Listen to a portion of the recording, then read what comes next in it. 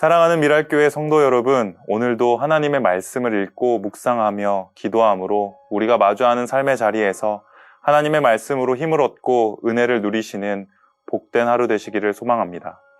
오늘 우리에게 허락하신 하나님의 말씀은 마가복음 16장 9절에서 20절 말씀입니다. 다 같이 살아계신 하나님의 말씀 읽겠습니다. 예수께서 일해의 첫날 새벽에 살아나신 뒤에 맨 처음으로 막달라 마리아에게 나타나셨다. 마리아는 예수께서 7 귀신을 쫓아내 주신 여자이다. 마리아는 예수와 함께 지내던 사람들이 슬퍼하며 울고 있는 곳으로 가서 그들에게 이 소식을 전하였다. 그러나 그들은 예수가 살아 계시다는 것과 마리아가 예수를 목격했다는 말을 듣고서도 믿지 않았다. 그 뒤에 그들 가운데 2 사람이 걸어서 시골로 내려가는데 예수께서는 다른 모습으로 그들에게 나타나셨다. 그들은 다른 제자들에게 되돌아가서 알렸으나 제자들은 그들의 말도 믿지 않았다. 그 뒤에 11 제자가 음식을 먹을 때에 예수께서는 그들에게 나타나셔서 그들이 믿음이 없고 마음이 무딘 것을 꾸짖으셨다. 그들이 자기가 살아난 것을 본 사람들의 말을 믿지 않았기 때문이다. 또 예수께서 그들에게 말씀하셨다. 너희는 온 세상에 나가서 만민에게 복음을 전파하여라. 믿고 세례를 받는 사람은 구원을 얻을 것이요 믿지 않는 사람은 정죄를 받을 것이다. 믿는 사람들에게는 이런 표징들이 따를 터인데 곧 그들은 내 이름으로 귀신을 쫓아내며 새 방언으로 말하며 손으로 뱀을 집어들며 독약을 마실지라도 절대로 해를 입지 않으며 아픈 사람들에게 손을 얹으면 나을 것이다. 주 예수께서 그들에게 말씀하신 뒤에 하늘로 들려 올라가셔서 하나님의 오른쪽에 앉으셨다. 그들은 나가서 곳곳에서 복음을 전파하였다. 주님께서 그들과 함께 일하시고 여러 가지 표징이 따르게 하셔서 말씀을 확증하여 주셨다. 사랑하는 미랄교회 성도 여러분, 오늘 본문은 1장부터 시작한 마가복음의 마지막 결론부 중에서 마치 부록과 같은 부분에 해당하는 부분입니다. 마가복음 전체의 흐름과 구조로 본다면 16장 8절에서 끝나는 것이 자연스러워 보입니다. 그렇다고 9절부터 20절을 생략해도 좋다고 말씀드리는 것은 아닙니다. 오랜 교회의 역사 가운데 특히 트렌트 회의에서는 이 부분을 신약 정경에 포함하여 받아들였으며 초대교회와 사도적 전통 안에서 오늘 본문이 믿는 그리스도인들에게 주는 의미는 확실합니다. 따라서 오늘 읽는 이 본문이 마가복음의 훌륭한 결론임은 분명한 사실입니다. 마가복음을 통해서 살펴보면 누가 하나님의 아들 예수 그리스도의 복음의 시작과 그가 걸어가셨던 길과 십자가의 마지막을 따라 가고 있었을까요? 12 제자들이었을까요? 아닙니다. 그들은 예수님이 붙잡히시던 날 밤에 예수님을 버리고 다 도망쳤습니다. 그러면 누구일까요? 예수님께서 십자가를 지고 가시던 길에 시몬 베드로가 아닌 구레네 사람 시몬이 걸어갔고 아리마대의 사람 요셉이 예수님의 무덤을 준비했으며 그 무덤을 찾아간 세 여인들이었습니다. 따라서 오늘 본문은 누가 얼만큼 교회 생활을 오래 했으며 몇 대째 신앙의 유산을 받은 가문의 자손이며 하는 사람의 믿음이 드러나는 부분이 아니라 부활하신 예수 그리스도, 이 복음을 믿으며 복음을 증거하는 참된 제자도에 관한 내용으로 마가복음을 마무리하고 있습니다. 우리는 죽음을 이기신 부활하신 예수 그리스도를 믿으며 살아갑니다. 사실 오늘날과 같이 과학적이고 합리적인 사고방식으로는 죽음에서의 부활을 설명하기 쉽지 않습니다. 마치 죽음에서 부활하는 것이 허무맹랑한 SF 소설과 같은 이야기거리로 취급하기도 합니다. 그래서 발달한 의학 기술을 믿으며 영원한 생명은 이 땅에서의 생명 연장으로 생각하는 경우도 많습니다. 만약 부활 이후의 삶을 이 세상에서의 생명 연장처럼 지속되는 것으로 생각한다면 우리는 부활을 오해하는 것입니다. 그런데 우리만 부활을 오해하고 믿지 못했던 것은 아닙니다. 예수님 당시의 사람들도 그러했습니다.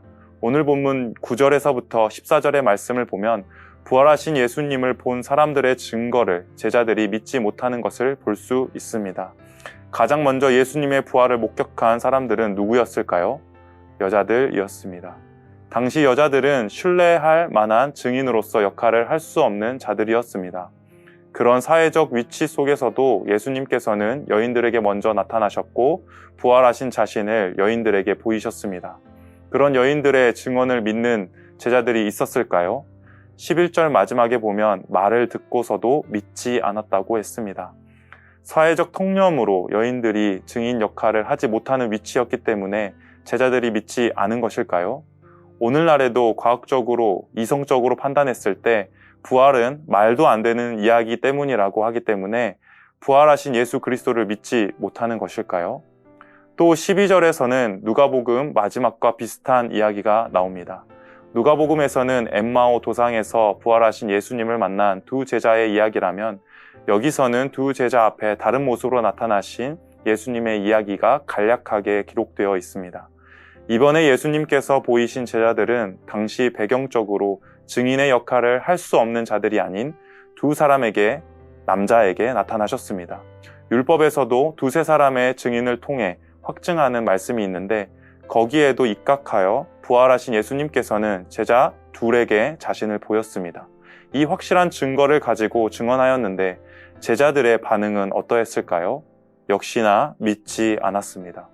오늘날에도 부활하신 예수님에 대한 증거가 없어서 믿지 못하는 것이 아닙니다.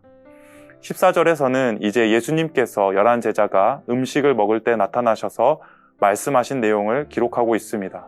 그리고 그들의 믿음 없음과 마음이 무딘 것에 대해서 예수님께서 꾸짖으셨습니다. 여전히 제자들은 어리석은 상태, 깨닫지 못한 그런 상태에 머물러 있었던 것입니다. 초대교회 당시에도 오늘날과 비슷했던 것과 같습니다. 부활하신 예수 그리스도를 구주로 믿고 하나님의 말씀을 따라 살아가느냐, 그렇지 않느냐는 것이었습니다. 교회는 보이는 성전이 하나님의 임재의 상징이 아닙니다. 보이지는 않지만 예수 그리스도를 믿는 믿음을 고백하는 성도들이 모이는 곳이 바로 교회입니다. 그리고 그들이 예수님의 말씀을 따라 하나님을 사랑하고 이웃을 사랑하고 복음을 증거함으로 세상은 예수 그리스도가 하나님이심을 알게 됩니다. 그러나 제자들의 반응은 어떠했을까요? 부활을 믿지 못했습니다. 여전히 패배감에 사로잡혀 무너져버린 모습 그대로 머물러 있었습니다. 더한 것은 예수님 만나기 이전의 삶으로 돌아가 고기를 잡으며 지내기도 하였습니다. 예수님이 잡히시기 전에 예수님을 따르는 제자들은 하나님 아버지의 뜻을 생각하기보다 예수님을 통해 이룰 자신의 야망들만 꿈꿔왔습니다. 그때는 어느 누구나 할 것 없이 예수님과 함께 죽고 함께 살 것처럼 예수님 앞에서 다짐했습니다. 섣부른 자기 확신과 자기 믿음은 흔들리지 않는 신실하신 하나님의 말씀과 말씀이 육신이 되어 오신 예수님으로부터 시작하지 않기 때문에 제자들처럼 언제나 무너질 수 있습니다. 그만큼 우리는 하나님을 우리 스스로의 능력으로 믿을 수 없는 연약하고 완악한 죄인입니다. 그럼에도 소망이 되는 것은 무엇일까요? 3번이나 부활하신 예수님의 증거를 듣고 마지막으로 부활하신 예수님께서 직접 나타나셔서 말씀하시는 것을 보아도 믿지 않았던 제자들을 통해서 우리에게 도전이 되고 힘이 되는 것은 무엇일까요? 바로 하나님께서는 자신의 백성을 끝까지 포기하지 않으시고 만나주신다는 것입니다. 그리고 그렇게 연약하고 완악하여 믿음이 없는 사람, 답도 없는 한 사람을 찾아가셔서 부활의 믿음을 주신다는 것입니다. 부활의 믿음이란 무엇일까요? 생명의 주권이 부활하신 예수 그리스도께 있으며 삶의 주인이 내가 아니라 다른 어떤 것이 아니라 나의 생명을 살리신 예수 그리스도라는 고백을 가리킵니다. 따라서 부활의 믿음은 단순히 죽어도 영원히 사는 생명의 연장 정도가 아니라 믿는 사람의 삶의 전 인격이 이제는 하나님의 아들 예수 그리스도께 있음을 믿고 그 삶의 모든 영역에 복음이신 예수 그리스도의 다스림이 미치는 것을 말합니다. 다시 말해 하나님 나라의 백성으로 세상을 살아가는 것을 뜻합니다. 따라서 우리는 우리를 통해 치유의 능력이나 놀라운 은사들이 없다고 해서 실망할 필요가 없습니다. 또는 그런 놀라운 능력이나 그런 것들이 나타난다고 해서 자신의 신앙을 높일 필요도 없습니다. 그리고 그래서는 안 됩니다. 오늘 본문처럼 그런 이적과 기사는 다 예수 그리스도의 천상의 통치가 이 땅 가운데서 나타나고 있는 증거로서, 표적으로서의 기사이기 때문에 그렇습니다. 만약 예수님과 상관없는 것이라면 그런 능력은 있을 필요도, 나타날 필요도 없는 것이죠. 사랑하는 여러분, 말씀을 맺겠습니다. 연약한 제자들을 포기하지 않으시고 끊임없이 찾아가셔서 믿음 없는 자들에게 부활의 믿음을 주신 것처럼 우리에게도 이와 같은 믿음을 허락해 주실 것이며 이미 허락하신 줄 믿습니다.